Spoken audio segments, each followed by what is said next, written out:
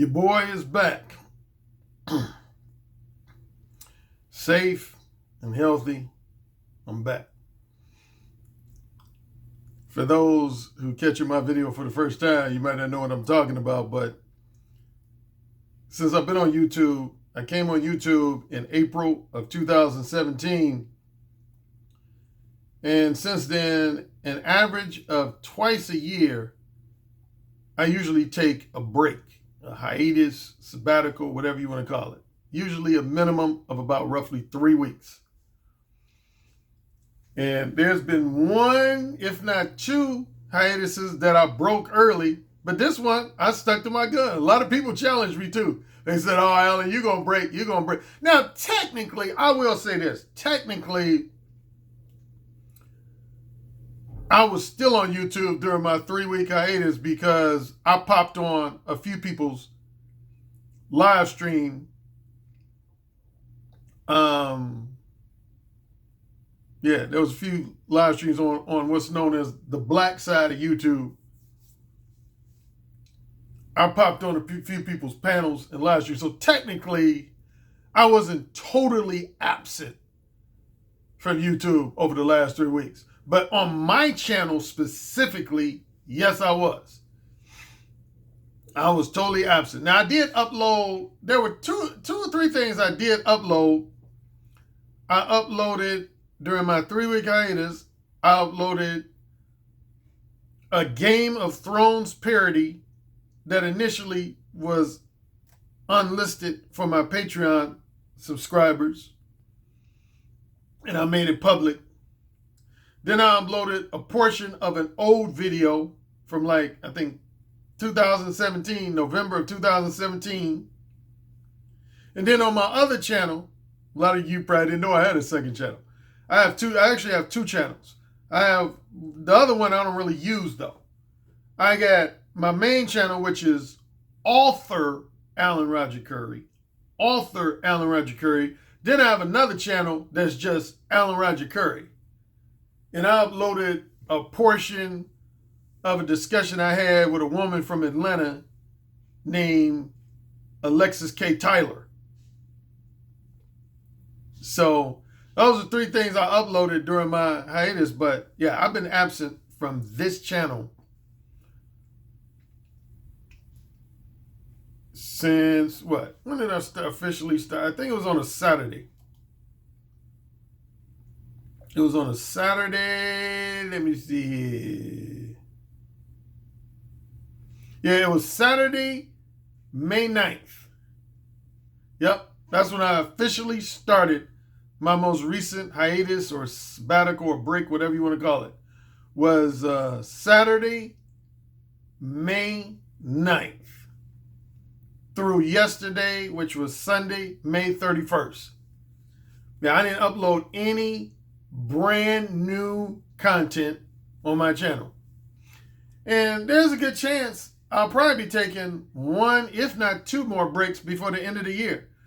Because as most people know, I got my first child due in mid-September. My fiance is expecting my first child, who's going to be a baby boy. I'm excited as hell. Excited to meet my baby boy. Haven't decided on a name yet. Some people have been suggesting Alan Roger Currie Jr., but a part of me wants to give him his own identity. And I'm getting notifications. Hold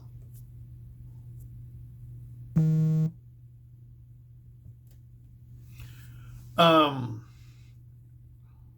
Yeah, he's due in mid-September. So what? About 3.5 months. Yeah, he's doing about 3.5 months. So I know around the time when my fiance is due to give birth to my baby son, I'll probably take another at least 2-week break. I don't know if it'll be 3 weeks, but it'll probably be about 2 weeks.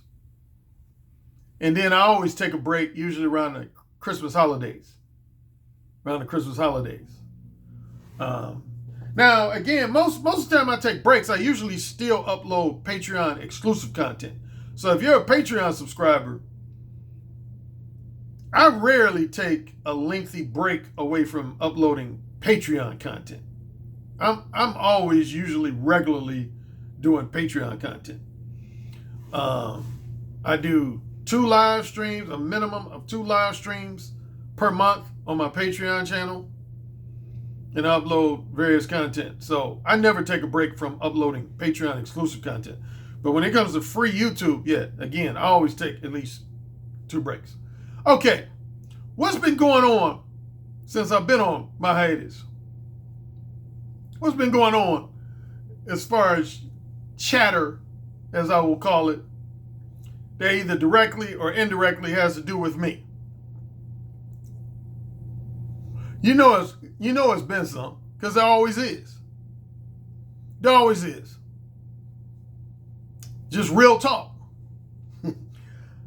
Here's the reality that I've just come to accept, man, since I've been on YouTube. A lot of motherfuckers can't keep my name out their mouth. They can't. I mean, seriously, I guarantee you, there are some guys, if you were literally to offer them money, and that has happened before. I'm not going to get into all the details, but I can name at least one black male YouTuber who was offered money. Who was offered money to go a minimum of 60 days without mentioning my name, and he respectfully declined the offer. It wasn't offered by me, it was offered by somebody else. But yeah, that's how people are addicted to bringing up my name.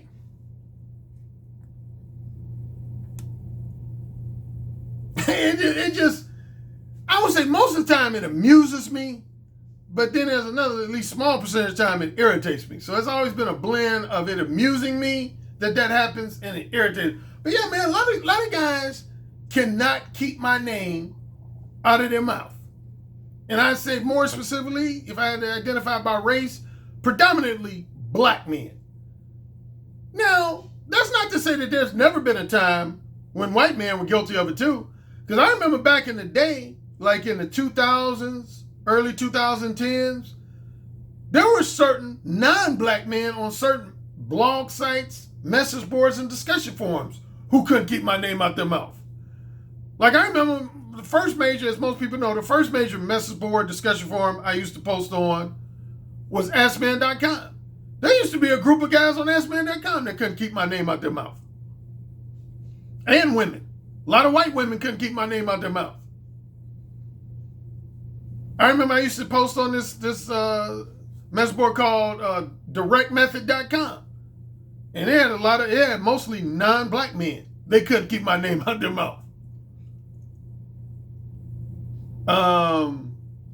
London Seduction Society forum, which has since, I think, become defunct.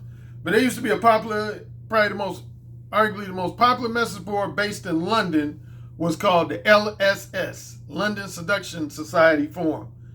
It was at least a small percentage of non-black men on there that couldn't keep my name out their mouth in written form. So, in fairness to black men, it ain't always been black. Now, here on YouTube, it's predominantly been black men. But before I came to YouTube, a lot of people just cannot keep my name out their mouth. And I know at least half the reason why is because there's a lot of people that want to desperately prove that my Mo 1 approach is ineffective and useless. Period. I've had people talk about that in my comment section. There are some people, particularly rival dating coaches, PUAs, whatever. There are a lot of guys that want to desperately prove that Mo 1 is useless and ineffective. And they can't. They've never been able to. In the 20 years that I've been around, they've never been able to. Excuse me. This is my strawberry frozen lemonade.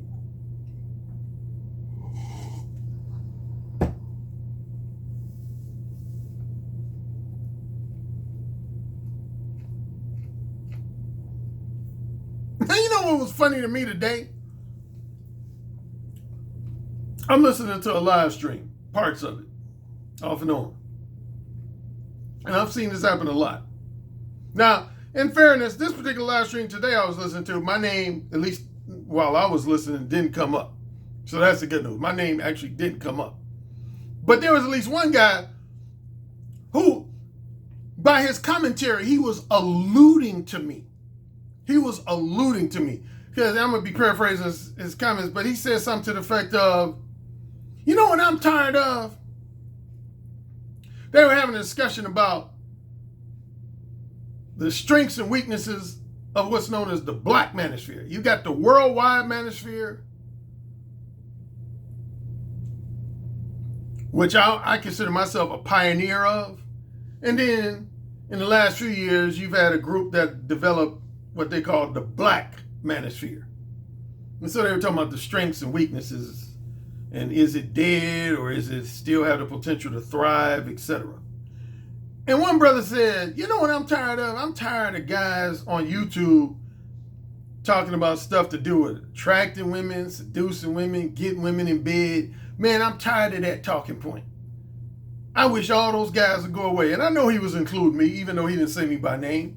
But here was a funny thing, and my fiance was listening to it, parts of it. Almost right after he said that, guess what him and other brothers on the panel did? Is talk about shit related to attracting, seducing, and getting women in bed. Because see, if it was up to me, I wouldn't want none of y'all motherfuckers to talk about the shit. Real talk. Leave that to me. Before I got on this bitch, it wasn't a bunch of motherfuckers holding up a sign saying I'm a dating coach, I'm a dating advisor. I've been doing this shit since the 90s, man. Since the 90s. But then I noticed once I get on YouTube, all of a sudden, all these little copycat dating coaches start popping up. Pop, pop, pop like popcorn. Copying my shit. Or if not my shit, they copy somebody else's shit. And now people want to say they tired of all these guys talking about shit. I wish 95% of y'all motherfuckers would shut the fuck up. Because y'all don't know what the fuck y'all talking about. And when you do sound like you know what you're talking about, it's because you stole my shit.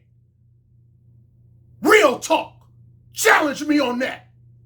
I dare you to. Triple dare you to.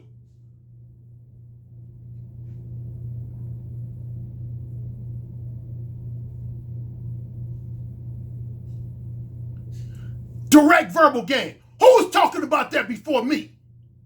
Who had a major internet presence, particularly in book form, either in book form or freelance article form or audio/video podcast form before me, which would be before 1999. Who? Name them.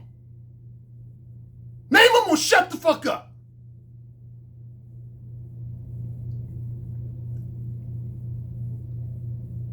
Sexual duplicity, name them.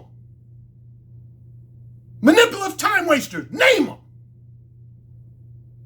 Verbal seduction, erotic dirty talk, name them.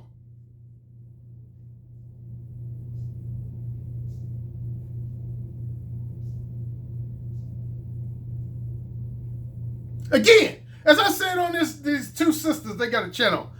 One goes by the name Sister George and Concrete Rose. I said on their channel just the other day, man, I've had people come talking about, well, Alan, you know, with all due respect, man, before I even heard of Mo One, my Uncle Leroy in Topeka, Kansas, he was actually talking about elements of direct verbal game, you know, around 2000, 2001, 2002. Nigga, I don't give a fuck. I don't. I really don't. I don't give a fuck. I don't give a fuck about your relatives or the guys on the basketball court who was supposedly dropping game with you. I don't give a fuck about them dudes. I mean, even if they gave you some rock solid advice, I don't give a fuck about them. I'm talking about guys who was dropping game in the form of either an ebook, a paperback, audiobook, freelance articles, or audio and or video podcasts. One of those. Sorry, if you see an interruption, that's because somebody called me on Skype, interrupted my call. But yeah, man, I've been through, y'all heard me say a lot of what I'm saying before. But anyway, here's the bottom line, man. It's simple. If you don't like my content, don't come to my channel. But one thing I ain't gonna never let anybody do, male, female, black, white, young, old, is dictate what the fuck I talk about. I'm gonna talk about whatever the fuck I feel like talking about it. And I'm gonna dare somebody to try to stop me. I dare you to try to influence what I talk about or don't talk about on my channel. I dare you to. I dare you to. I triple dare you to. Nigga, you ain't gonna ever feel the wrath of anybody like you'll feel the wrath from me. Come at me sideways. Believe that.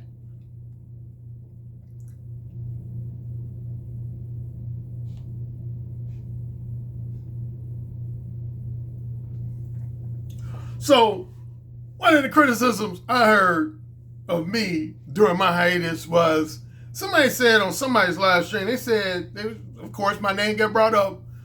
And here's what one brother said. He said, the problem I have with Currie, man, is it seems like when you listen to him talk, it's all about how many bitches he's fucked and how much he can teach other men to fuck. Excuse me, I'm burping my ass. And secondly, he said, it seems like he's all about teaching other, single heterosexual men to try to fuck as many bitches as they want.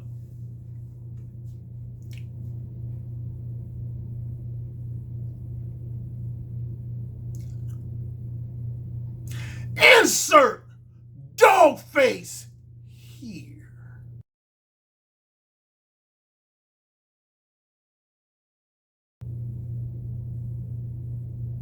See, number one, man, people who haven't read my books shouldn't be even talking about me or my books, period. End of story. If you don't own a copy, an ebook version of one or more of my books, a paperback version of one or more of my books, or an audiobook version of one or more of my books, you shouldn't be talking about me. And even more so, you shouldn't be talking about anything related to the contents of my books, because you don't know what the fuck you're talking about. You don't know what the fuck you're talking about.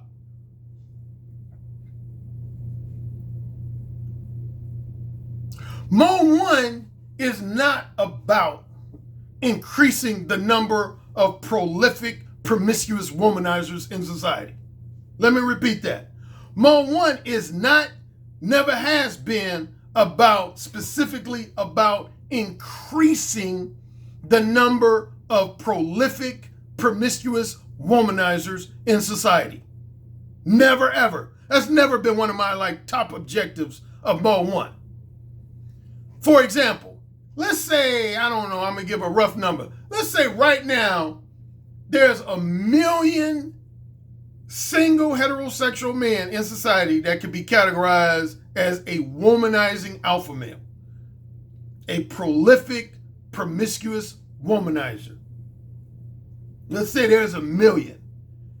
It is not my objective as a dating coach and a book author to increase that number from 1 million to 1.5 million or 2 million or 2.5 million or 3 million, etc. That is not my objective and never has been.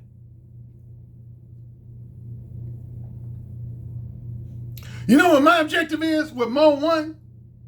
That book specifically is to decrease, not increase, but decrease the number of single heterosexual men in society who could be validly and legitimately categorized as a liar,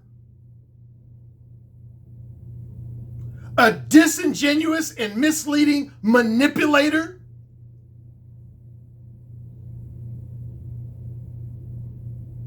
and a verbal coward. That is my objective with Mo 1.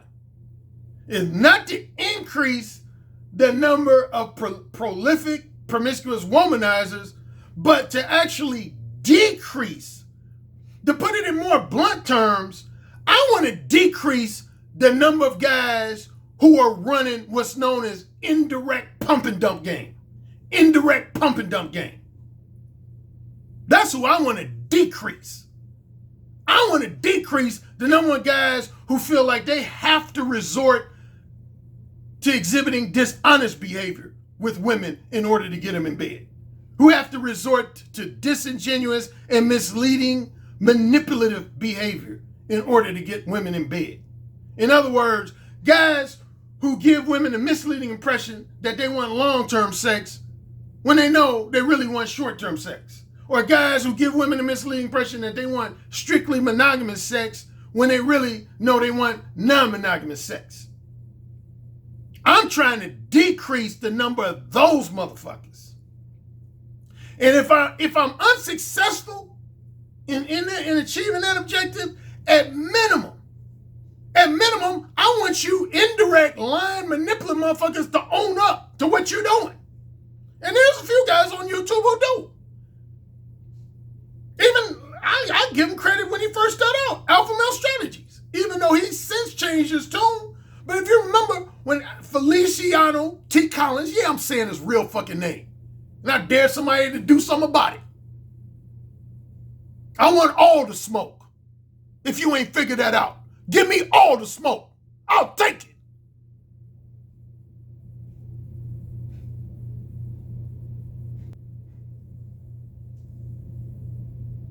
When AMS first got on the scene, he owned up to the fact that he was a liar and a manipulator, as he called it, a sleazeball. Now, I disagreed with that philosophy of his, but I've said multiple times, at least, even though I disagree with it, I respect it because he owned up to it. So if you're not going to come over to my way of thinking, I at least want you to own the fact that you don't want to come over to my way of thinking. I did that to a guy recently on a live stream.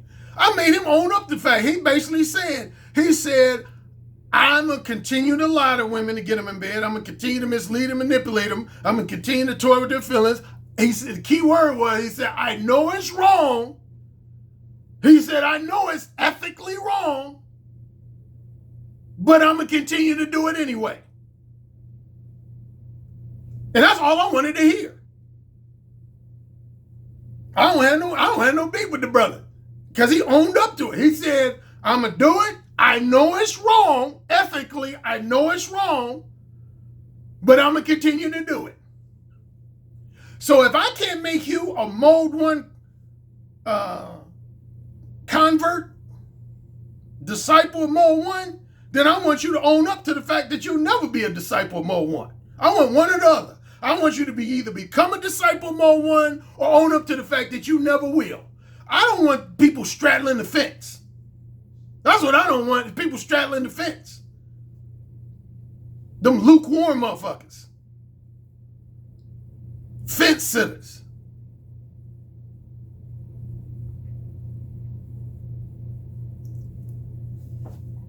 So to destroy that myth, it has never been my objective to encourage all single heterosexual men to go from being a one-woman relationship-oriented man to being a prolific, promiscuous womanizer. Like, see, if you were to listen to my brother, for example, now I know a lot of people associate mode 1 with casual sex with me, and I'll take some of the blame for it because a lot of the stories I tell are related to casual sex. But see, if you were to listen to my brother, when he talks about mode 1, he hardly ever talks about casual sex. Starting with the 1990s, he hardly ever talks about casual sex. Like, he credits mode 1 for helping him find his now wife and hooking up with her and them getting married. So yeah, if my brother was on YouTube right now, you would never hear him sharing like casual sex stories. So whoever said that on that live stream said Alan Roger Currie, it seems like he wants to increase the number of womanizers in society, and he wants all guys just engaging in nothing but short episodes of short-term, non-monogamous casual sex, they don't know what the fuck they're talking about. Man, I've had clients of mine, because of my Mode 1 advice and coaching sessions, that went on to get married.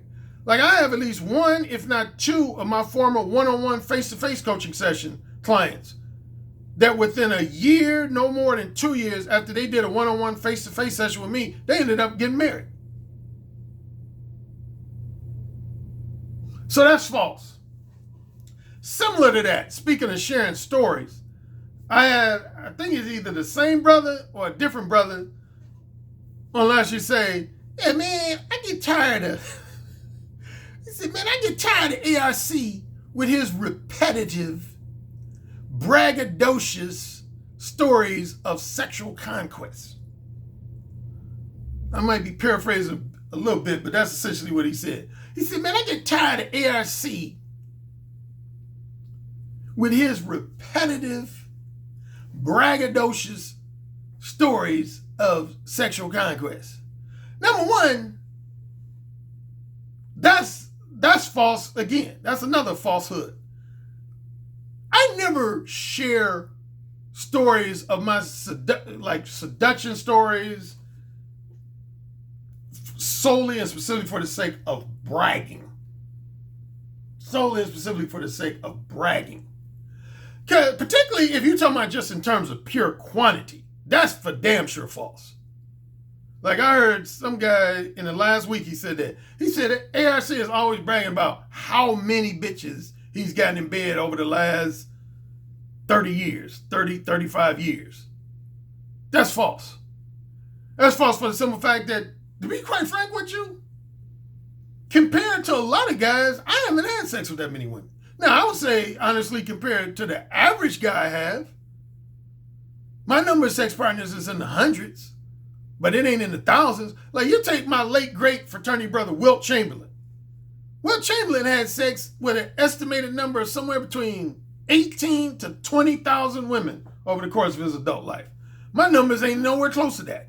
One of my idols in the entertainment industry, who I actually got a chance to meet in late 2016, Warren Beatty.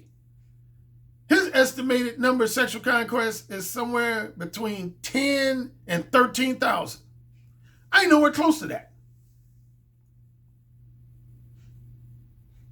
But again, yeah, my numbers, I don't get the exact number because I probably don't know the exact number, but it's in the hundreds. Like, there's a pickup artist that I've often disagreed with, but one day, he's from Australia. His name is James Marshall. We did a couple of conferences together. And again, me and him bumped heads. That's another story for another day, but me and him bumped heads a lot on different things related to direct versus indirect.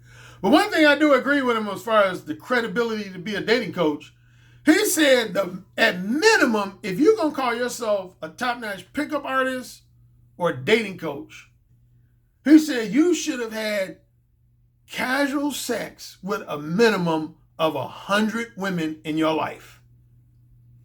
He said, I think we were in Berlin, Germany together when he said that. And I actually agree with that. As far as on the category of what type of credibility should a dating coach have? Yeah, he said, if you haven't had sex, more specifically, short-term non-monogamous casual sex, with a minimum of 100 women, not including prostitutes, call girls, or escorts, basically women you paid to have sex with. He said that's not included. He said if you haven't had sex with a minimum of 100 women in your adult life, then he, in his opinion, he said you do not have the credibility to call yourself a pickup artist and or a dating coach. I would say there might be a couple of exceptions I might give people depending on what their primary emphasis is on. But generally, I agree with that. I agree with that. Yeah, like if you're a guy and you've only had casual sex, with like 5 women in your life, 10 women, even 25 to 50 women, and you calling yourself a dating coach, man, you ain't qualified. You ain't qualified to be giving nobody advice, whether it's direct advice or indirect advice. You ain't qualified. But anyway, going back to the criticism that I received, that I like to brag about how many, that is totally false. People misinterpret it. I rarely if ever brag about the number of women I've gotten in bed. If I brag about anything related to getting women in bed, here's the thing I brag about. And of course, it's related to Mo 1. I brag about the fact that I've been able to get a lot of women in bed, more specifically on that mythical 1 to 10 scale, women who were 7s, 8s, 9s, and even a few 10s. I brag about women, the fact that I've been able to get women in bed without having to lie to them, without having to mislead and manipulate them, without having to toy with their emotions. And one more thing, without having to wine and dine them and or spend a significant amount of money on them. Take them on like multiple dates and shit, lunch dates and dinner dates. That's what I brag on. It's not the sheer number of women I've had sex with. Even though, I would say my numbers probably will exceed most average guys in society. But if you compare me like to say entertainment industry celebrities, porn stars, professional athletes, my numbers would pale in comparison. But yeah, the main thing I brag, if I do some bragging, I brag on the fact that I've been able to get women in bed without having to resort to indirect pump and dump game. That's what I brag about. I'm getting a lot of pussy by just straight up telling women, I want to fuck you. Period. Maybe not exactly in those words each time, but essentially, that's what I do. I get women in bed by telling them straight up, I want to fuck you. Or if I don't want to use profanity, I might say, I want to exchange orgasms with you. I want to be intimate with you in a casual way. Whatever. And speaking of language, that's another thing. That leads me to another thing. I was on live stream where I had yet another guy was trying to suggest that he thought that Mo 1 Hardcore was the only variation of Mo 1 that I use. Another falsehood. Again, I'm not going to go into detail on all of these, but y'all should know by now, there's 4 variations I have of Mo 1. There's Mo 0, Mo 1 Hardcore, regular Mo 1, and Mo 1.5. To give you the quick 30-second gist of each, Mo 0 is when a woman approaches you first and initiates a conversation with you first, and then in response to her, another burp, initiating a conversation with you, you then exhibit either Mo 1 Hardcore behavior, regular Mo 1, or Mo 1.5 behavior. That's Mo 0. Mo 1 Hardcore, yes, that is when you start off a conversation using R-rated, X-rated, or triple X-rated sexually explicit language with women. Nothing about your conversation is PG-13. That's Mo 1 Hardcore. I actually have an ebook called Mo 1 Hardcore. Regular Mo 1 is when you just start off a conversation inviting a woman to share your company in a PG or PG-13 manner, and then if she responds favorably to the invite, then that's when you go ahead and let her know that your main reason why you want to share a company is because you want to exchange orgasms with her. And then finally, Mo 1.5, that's when you don't use any profanity at all. You don't use any R-rated, X-rated, or triple X-rated language at all. And secondly, instead of letting women know what type of companionship you do want, you more so let women know what companionship you don't want. For example, instead of telling a woman that your interest is short-term, non-monogamous casual sex, you would tell a woman, I'm not interested in a purely platonic friendship, and I'm not interested in a long-term, emotionally profound, strictly monogamous relationship that has the potential to lead to marriage. You tell a woman what you don't want. So the only thing they can conclude is what you do want. Get it? Got it? Good. So I'm trying to think any other falsehoods that guys have talked about during my 3-week hiatus. Again, to recap, the first falsehood, somebody said is that it seems like my ultimate objective is to increase the number of prolific, promiscuous womanizers in society. That's false. Again, that's false. My interest is decreasing the number of men who are liars, disingenuous and misleading manipulators, and just overall verbal cowards. Second falsehood was that I regularly and repetitively brag on how many women I've gotten in bed over the last roughly 35 years. Another falsehood. I rarely have ever bragged on the quantity of women I've had sex with. What I brag on, if anything, is the fact that I've been able to get women to engage in episodes of short-term, non-monogamous casual sex with me without me having to lie to them, mislead them, manipulate them, toy with their emotions, and generally use some type of variation of indirect pump and dump game. Y'all know I ain't down for that shit. I'm an ultra straight up motherfucker. I would argue that I'm probably in the Hall of Fame of upfront, straightforwardly honest womanizers that ever walked the face of this earth. Real talk. I'm not saying that lightheartedly. Real talk.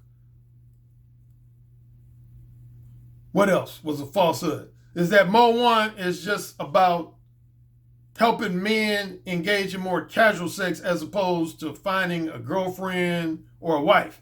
That's a false. That's false. Mo One is not solely and specifically about the pursuit of casual sex. Matter of fact, y'all know that even in regards to me right now. I'm engaged to be married. For the most part, I've hung up my womanizer card. Since I've been dating my fiance, I can honestly say I ain't felt the need to continue to chase pussy. I really haven't. Even women that I've ran across that I found to be, attractive and sexually appealing, I'm happy with my fiance.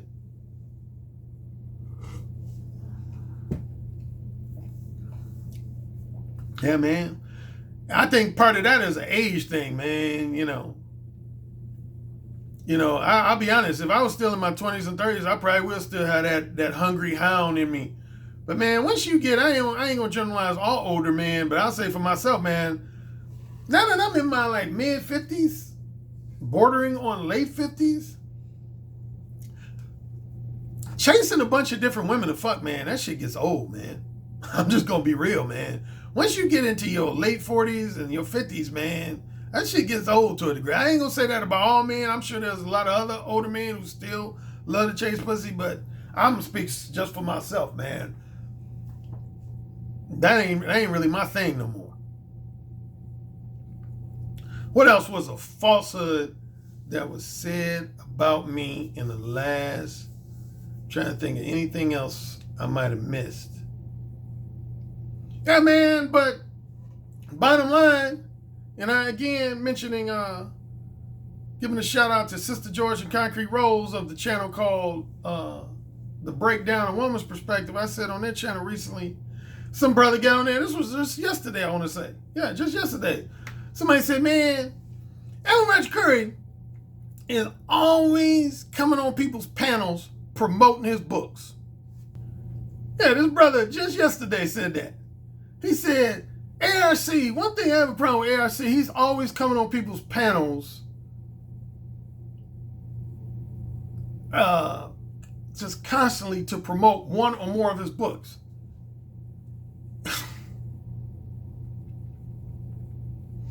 Insert dog face here.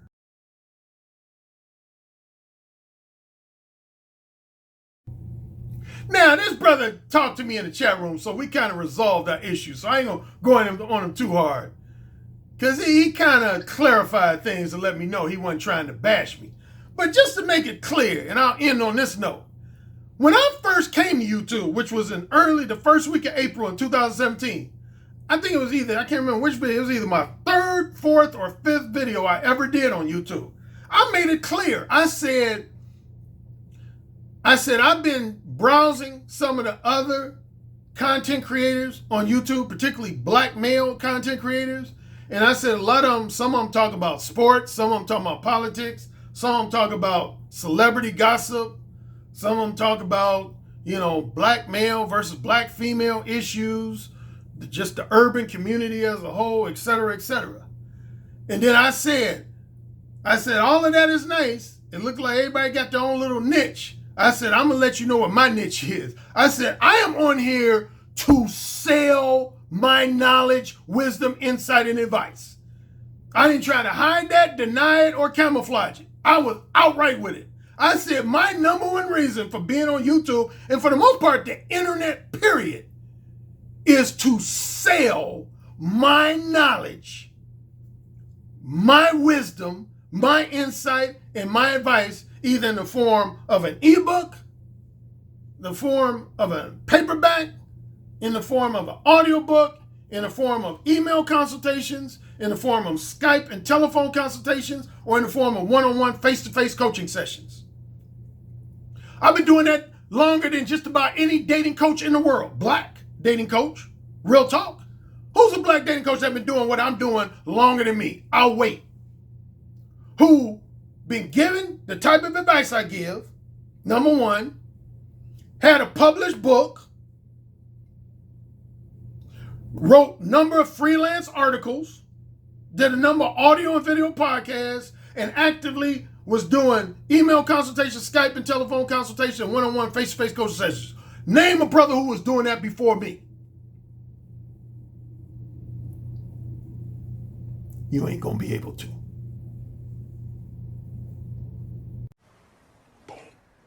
Yes, sir.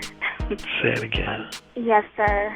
Who's the king? Alan, you're the king. Say it again. Alan, you're the king.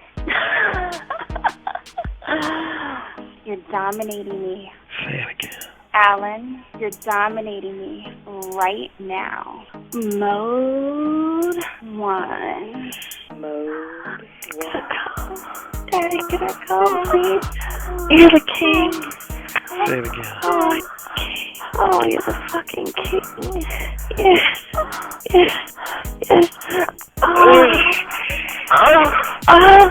You're the king, Alan. AKA the king of verbal seduction. You know, it's the tone of your voice, how seductive your intonations are, the vibrations that you could just reach out over the phone lines and stroke a woman's breast just by the sound of your voice, how you could make her pussy so wet just by the sound of your voice. That's actually very hot. So you said my show was what? I said your show is powerful. Oh, say it again. Your show is powerful. I bet the king would fuck me really good. Oh, yeah. Who's the king? Alan Roger Currie. Oh, yeah. Who's the king? Alan Roger Currie. The king. The king. The king. I have to agree with you on the communication piece, because I actually did take a session with Alan Roger Currie, and he gave me a line that I did not think was going to work, and it worked. And I was like, what the fuck?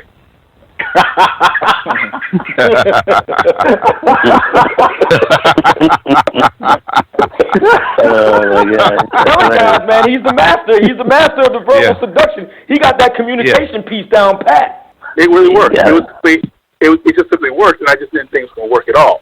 Verbal seduction, man. I'm like, clearly, this guy's the Michael Jordan of seduction. Like, come on now.